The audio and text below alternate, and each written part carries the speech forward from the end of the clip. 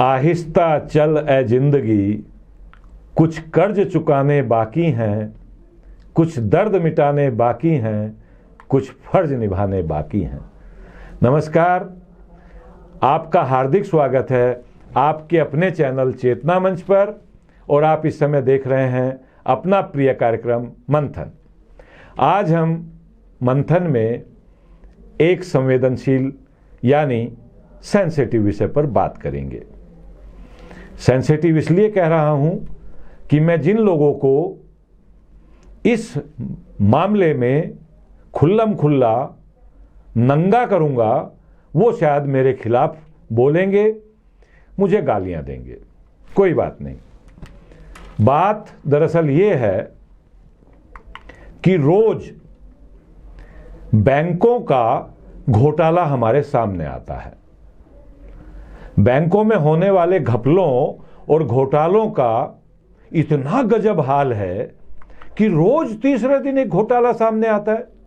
अभी कल की बात है, दीवान हाउसिंग फाइनेंस नाम की एक कंपनी है, उसका 34,615 करोड़ रुपए का घोटाला सामने आया है। सुनिएगा ध्यान से, 34,615 करोड़ रुपए का घोटाला। सरकारी एजेंसियों ने इस घोटाले को अब तक का सबसे बड़ा बैंकिंग घोटाला कहकर प्रचारित किया है।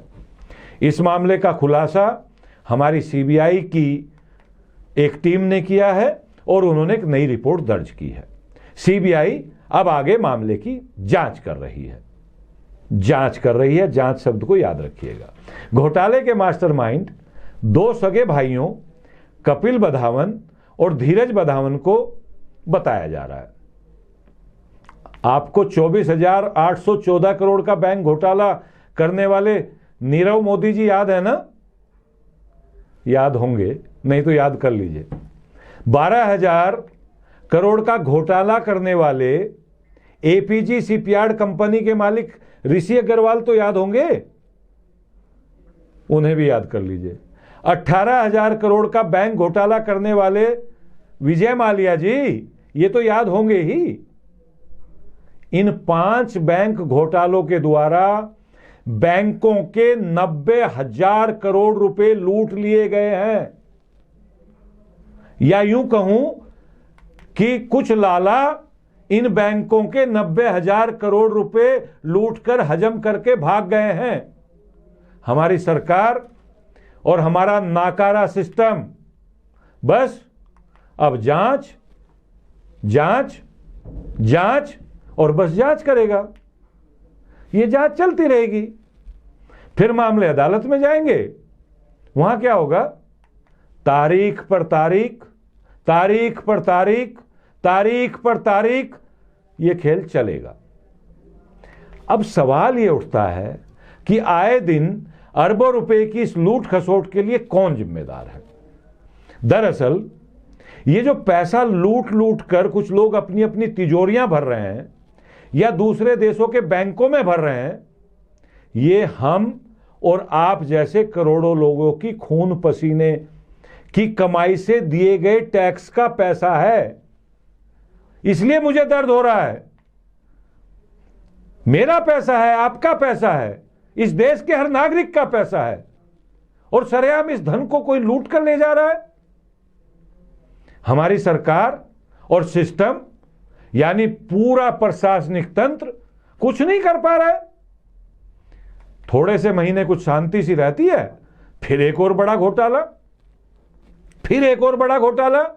अब उससे भी बड़ा घोटाला। अब ये घोटाले सामने आते रहते हैं।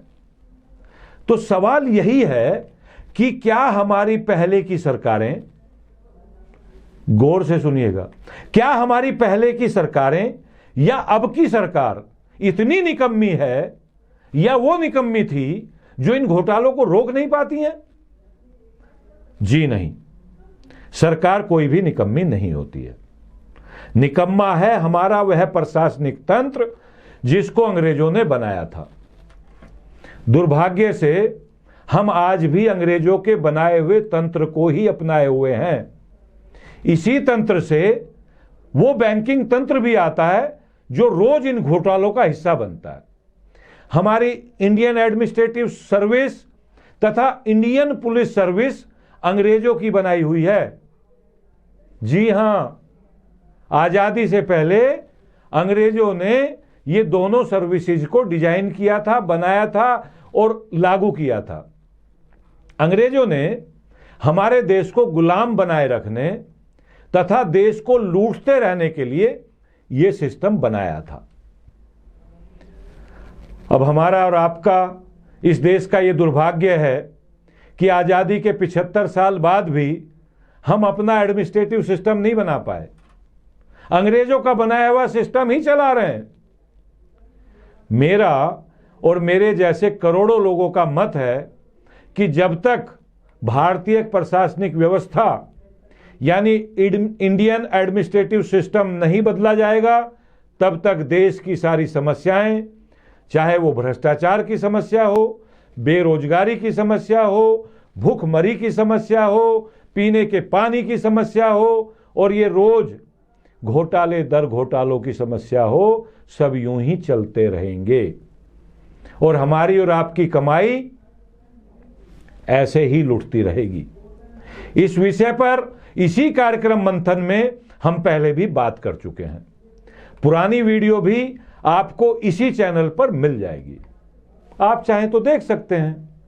वैसे उस वीडियो का लिंक हमारी टीम ने डिस्क्रिप्शन में भी डाल दिया है।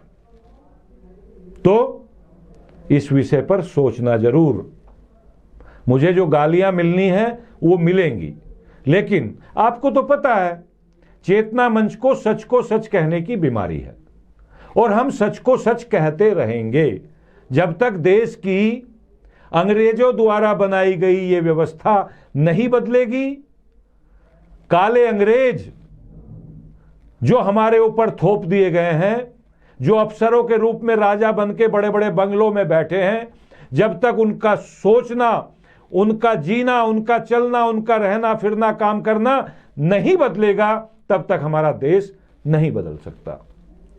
और ये घोटाले आप समझ रहे हैं, 90,000 करोड़ रुपए 5 लोग लूट करके भाग गए और हम कुछ नहीं कर पा रहे हैं। जांच और तारीख पर तारीख। इस विषय पर सोचना जरूर। आज बस इतना ही। अपना और अपनों का ध्यान रखिएगा, खूब आनंद में रहिएगा और देश के संवेदनशील विषयों पर गंभीरता से चिंतन, मनन और मंथन करते रहिएगा। आपके भीतर बैठे परमपिता परमात्मा को प्रणाम करता हूं। मेरा प्रणाम स्वीकार करें। नमस्कार।